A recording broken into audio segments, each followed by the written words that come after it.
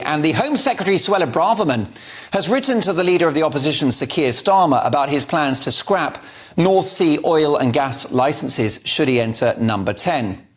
Arguing this will risk jobs and future energy supply and energy security, Braverman tells Starmer that Labour are the political wing of Just Stop Oil.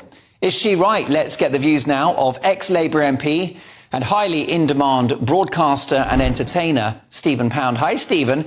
Listen, it's a powerful line, isn't it? Labour are the political wing of Just Stop Oil. Will it stick? Well, I have to say, I don't know whether this is just farcical or absolutely contemptible. I was getting a bit worried about the by-elections this week until I read this, and I realised that the Tories are now absolutely diving into the gutter. Look, Sean Woodward and I were in Northern Ireland. I worked for him in Northern Ireland. If either of us had used House of Commons notepaper in our positions at the time to make any sort of a political statement like this, we would have lost our jobs. Look, the situation with Braverman, the most unsuccessful, the most failure-prone Home Secretary since Suella Braverman resigned last year, who's lost control of the police, lost control of immigration, lost control of the Home Office, lost control of knife crime, lost control of the streets. She is now taken a totally unsourced story with no evidence whatsoever, nominally based on an internal memo between two bunches of narcissistic loonies who claim to be talking to somebody from the Labour Party.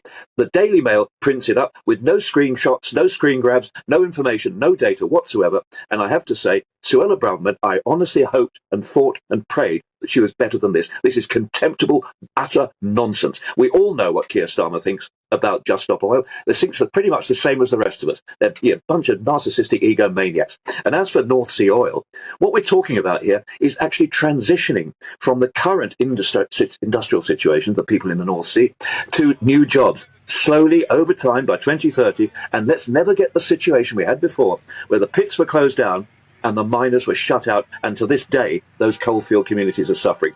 Keir Starmer is being sensible, pragmatic, articulate and forward-thinking. Suella Braverman is diving into the gutter, and she brings politics into disrepute.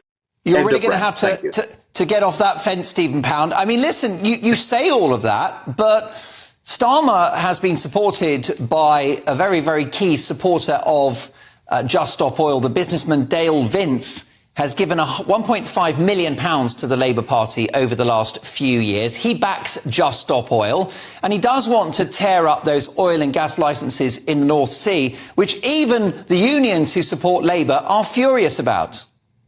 Well, hang on a second. Firstly, he also sponsors Forest Green Rovers. He doesn't stop people supporting the football team. You can't have guilt by association. The Conservative Party have taken 5 times that amount of money from oil and big gas industries in the last 3 or 4 years, the last 2 years to be precise. So it doesn't actually buy influence overtly. The Labour Party is not in anybody's pocket. We're not going to do what Dale Vince tells us to do. It's absolutely ludicrous suggestion. But in all honesty, you really think for a minute that the most unpopular group of people in this country, which are probably those narcissists wandering up and down the A40, blocking the traffic, are going to get the support of someone like Keir Starmer? Do you honestly think we'd hitch our horses to that wagon? We'd be mad to do it. And I think Suella Braverman does herself no favours whatsoever by trying to make us guilty by association.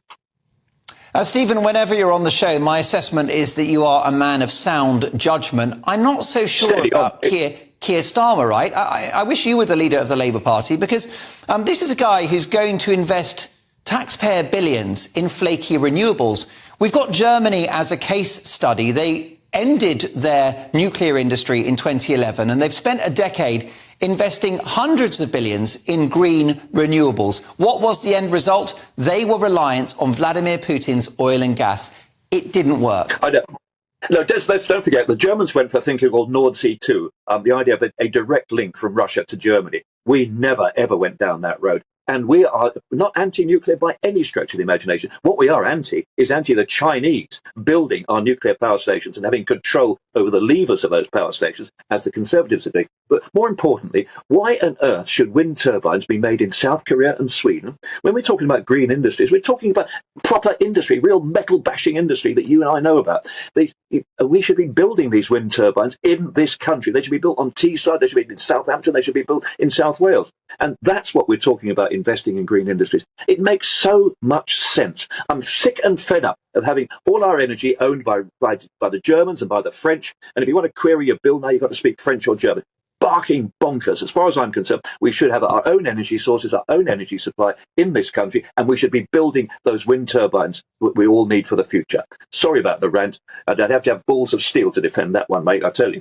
Nicely done. Thank you for name-checking my back catalogue of TV hits. Stephen Pound will catch up soon. Ex-Labour MP, what do you think? Do you agree? Do you disagree? Do you back Keir Starmer's plan to invest in renewables should he become Prime Minister? I think it's a massive punt. I think it's a huge gamble. I think it has failed for Germany. And I think we've got to keep a bit of fossil fuel on the back burner. I would not be tearing up those oil and gas licenses. Yes, invest in green, but keep fossil fuel going until